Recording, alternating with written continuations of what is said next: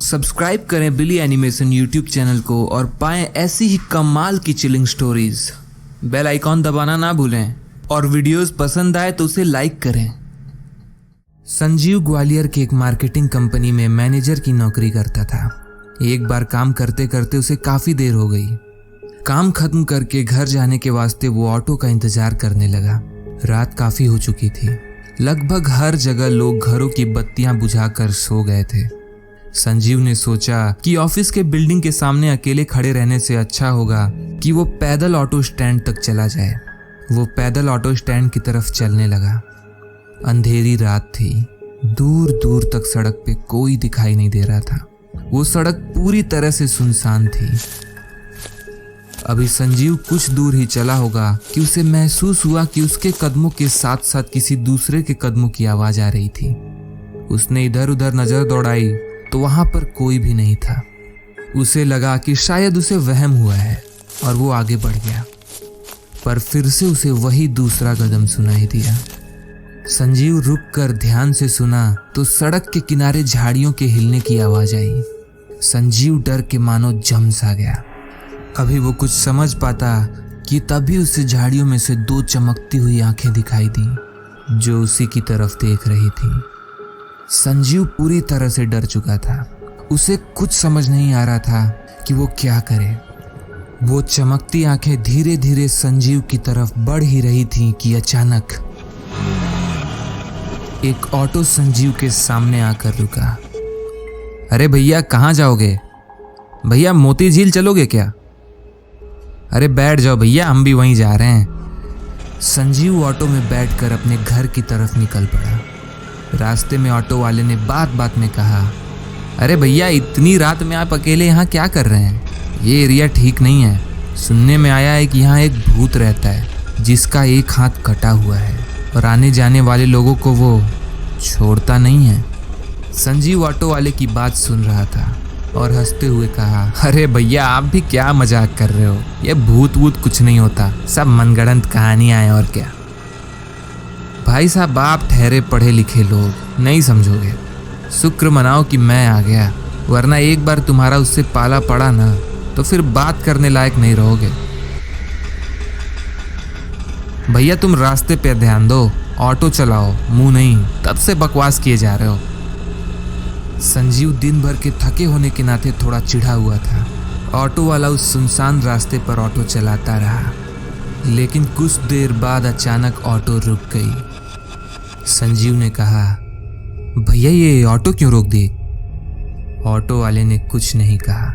Auto उस सुनसान रास्ते के एकदम बीचों बीच खड़ी थी। आसपास इंसान तो दूर, कोई परिंदा भी नजर नहीं आ रहा था। मैं पूछ रहा हूं, ऑटो क्यों रोक दिया? साहब, पैसे।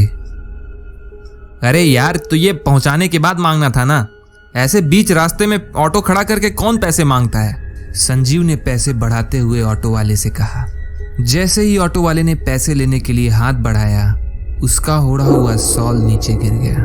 उसके बाद जो सामने दिखा, उसे देखकर संजीव का मानो पैरों तले जमीन खिसक गई। उस ऑटो वाले का एक हाथ बिल्कुल वैसे ही कटा था जैसे उसने उस भूत के बारे में बताया था। उसके हाथ से लगातार खून नीचे टपक रहा था। संजीव ये देखकर बिल्कुल डर गया और ऑटो से निकलकर उस सुनसान रास्ते पर भागने लगा।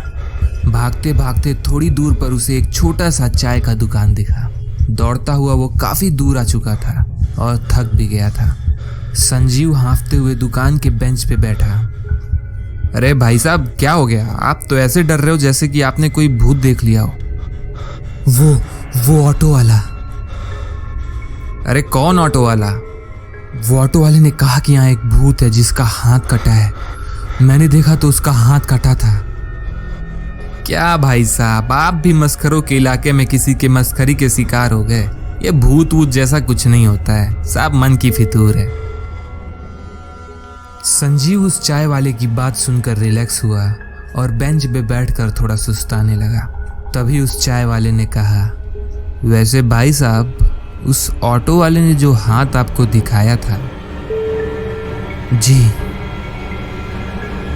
क्या वो यही हाथ है? ये देखकर संजीव के होश उड़ गए।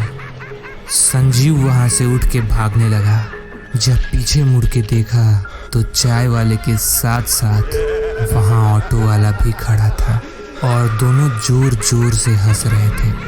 भागता हुआ संजीव एक बस स्टॉप पे पहुंचा। वहां एक आदमी ऑलरेडी बस का वेट कर रहा था। वहां पहुंचकर संजीव बैठा और हाँफने लगा।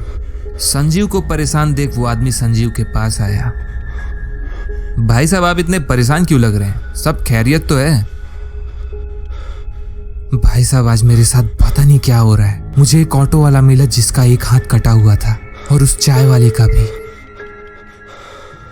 भाई साहब, आप थक गए हैं, आराम कीजिए। ये इलाका सुनसान है इसलिए आपको वहम हुआ है। वैसे भाई साहब, कहीं वो हाथ ऐसे तो नहीं थे?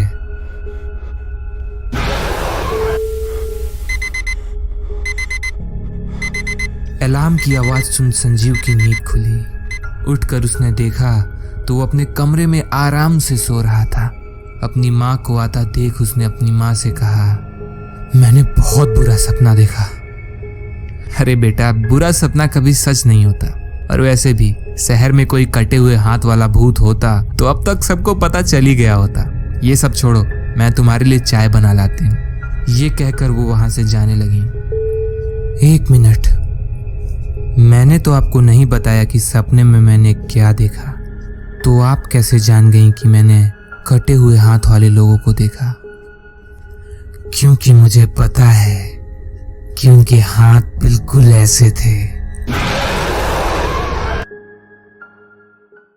तो दोस्तों, अगर आपको ये वीडियो पसंद आई तो वीडियो को लाइक करें और अपने दोस्तों के साथ शेयर करें और कमेंट्स करके बताइए कि आपको ये वीडियो कैसी लगी। तो मिलते हैं आपसे एक नई वीडियो पे। तब तक के लिए bye bye and take care.